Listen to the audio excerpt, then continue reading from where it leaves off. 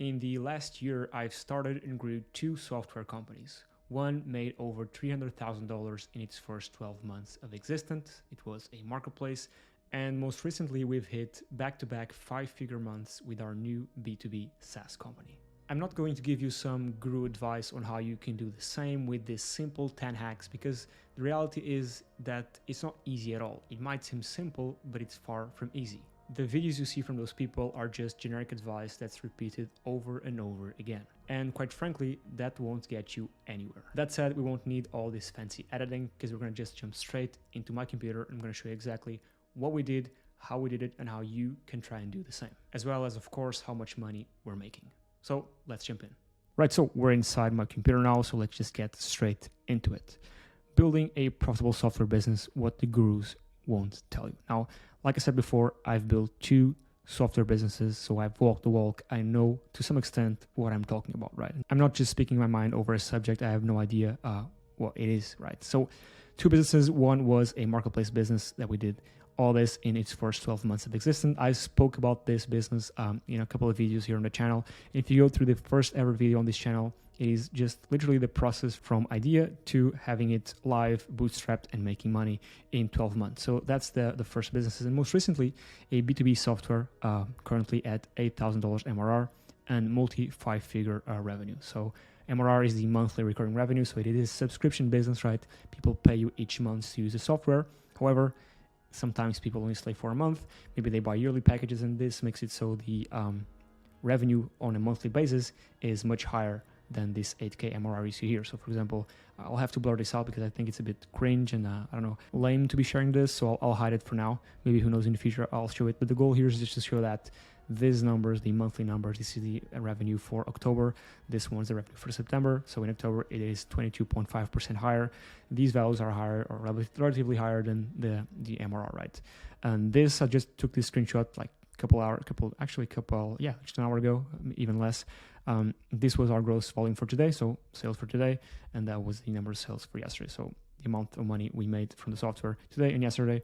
I didn't just pick a random. I'm actually just picked a random date, right? Just picked today. I could have went back and chose like one of our best days. I didn't just took it today. So yeah, take it for wherever it is. This just proved that I know to some extent what I'm talking about. So yeah, let's just dive straight into it. Now, first things first is things are never as easy as they seem, right?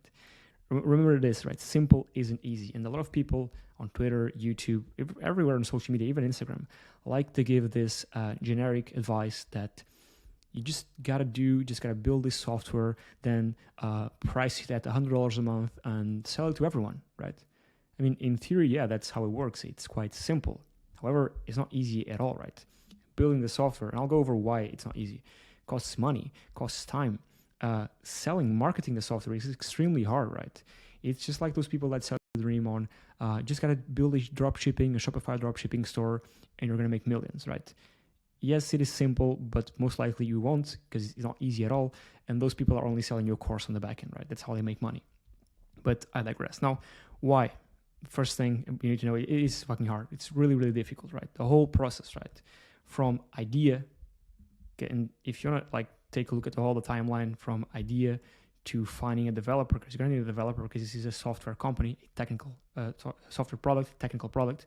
Finding a developer, that's a D, to your go-to-market strategy, to finding your ideal client, to marketing the software. If you want to go over all this timeline, right, I recommend going to the first ever video on this channel and clicking it, and you'll see me going through that exact timeline, right?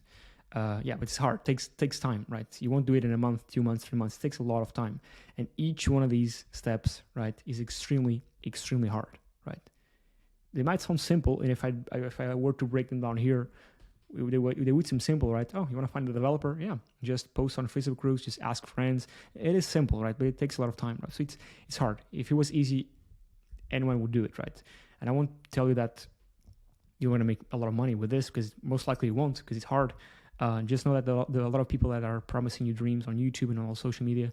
They're selling you a course, right? That's all they're doing. So don't let your brain be fogged with all the content that you're being pushed over to, with this narrative that it's super easy to get things going when it's not, right? No, you need to be smart, right? So it isn't really good for beginners. Not that beginners aren't smart, right? It's not about IQ. It's about being smart on the things to do, right? You got to know what you want to do, or actually you got to know what you need to do to get forward. And I do understand that these do seem a bit generic, but if I were to make a video, and maybe I'll do in the future. Actually, maybe I'll do some in the future, breaking them down exactly the nitty gritty of stuff. But most likely those videos won't get many views because it is what it is. But you need to be smart in the sense that it's not just like a social media marketing agency or all that, which is not easy, but it might be simpler, right? Because the whole goal, the premise is a small box, right? You have your service, you have to provide results to clients, and that's about it. And you gotta acquire clients, right? You could, of course, put a SaaS in the same box, building the software, marketing it, and even two things. Now, in my opinion, based on what I've done, because I've used to own a social media marketing agency, I did all that. I did dropshipping. I did all that. You can check on the channel. These are much harder. You got to be smarter in a way that you think about things in your critical sense and how you speak to people, because it is a very different business model, right? You're entering a whole new game. So if you were to build like a stair here, where here you'd be like selling shoes on eBay, that's an E.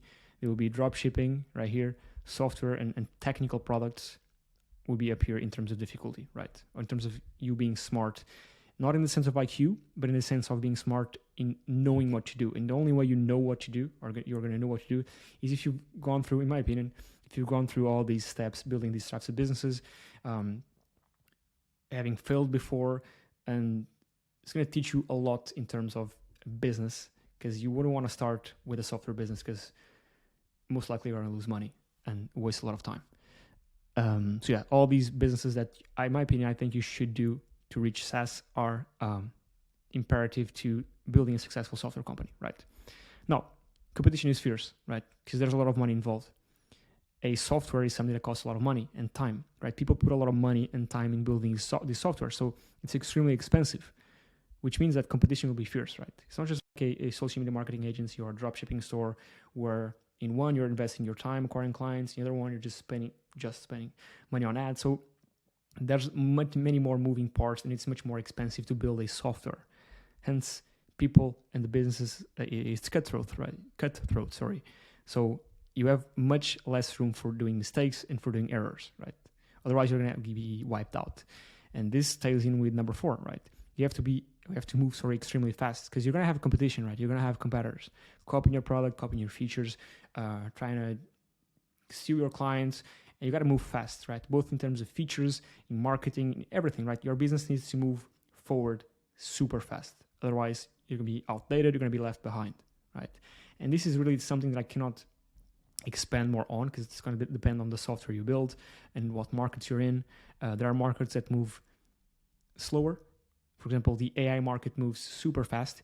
If you were to build a software, for example, a CRM for plastic surgeons, that would move much slower, right? And the competition, it's not that it would be less fierce, but because the market moves slower, you have more opportunities to make mistakes and to fail and to adapt and be back on the train, right?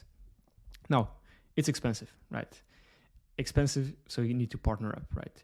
Because if you're not a technical co-founder, right, if you don't know how to code properly, fast, well, hiring someone else overseas or paying someone, I don't know, 20, 30, 40K to build a software for you might seem great at first, right? Because, hiring a developer to build the software, partnering up with someone 50-50 to build the software, right? That's 50-50. I'm just giving 50% equity right away, right? Why would I want to do that? I can just pay someone 20, 30K and I have the software for life and I maintain my equity. Now, that's dumb. And I'll tell you why. Because software is a living entity, right? And it's not just something you can build, and it stays there, right? Because like I said, you gotta move fast, you gotta adapt, you gotta add new features. The product's gonna break, right? Even if you hire someone and they give you a properly built software with no bugs, nothing, bugs will come up because updates come up and things break. Things break every time. With software, always things are breaking, right? So hiring someone, again, might seem smart because you're not giving equity, you're just maybe paying them some money you have saved up, maybe even hiring a developer from Eastern Europe or Asia, which tend to be cheaper. or more affordable, I guess. But that's going to come and bite you back in the ass in the future again, because they have no vested interest. They have no equity in the company, in the software that they just built. Sorry. So if it crashes, they won't really have the need to fix it unless you pay them, of course. So you're going to be tied up with them forever, right? For life, right? You're going to be having to pay someone, essentially having someone on a payroll, right? And note that when you have someone on a payroll, they can leave, right? The developer, you paid 20, 30K to build your software. 6 months later, they're just going to say, I want to move to do something else, right? Even if you have them, even if they're contractors or even if they're employees, they can just go away, right? What happens then is that you have to pass on the software to someone else, right? And you have to have your current developer explain the new one how things work, because the new one has no idea how it works, right? You have also to go and find a new developer, find someone you trust, paying someone more money. And I'm saying this because I did that mistake with this first software business right here, right? I was a bit greedy, I had the money, and I paid someone up front. Now with this one, I didn't do that mistake. And it grew so much faster. So partnering up is the best decision you can do. And maybe if you're listening to me here and you're building a software or thinking about building one, you might be thinking, he has no idea what he's talking about. I'll just pay someone overseas and get it done for me. Trust me, that's going to come and bite you back in the ass 100%. So yeah, that's it. That's how you can build a profitable software business. What people don't usually tell you, right? They tell you that's just rainbow and sunshines. You can build it with low code on a weekend and just run ads to it and sell it. It's not anywhere near that. Because if it were like that, everyone would be rich, right? And that's not the case. And again, that's coming from someone who's done it in the past 2 times for the past 2 years. This one was started 2 years ago. I mean, the development actually 3 years ago. So it took a lot of time, a lot of trial and error. A lot of things break, guaranteed. And yeah, that's it. Let me know if you like these types of videos. I'll be doing more on softwares. I can have a bit more on the marketplace type software and maybe into B2B software. Maybe in the future I can reveal these numbers if you're interested. And yeah, follow me on Twitter, because actually on Twitter we do reveal these numbers.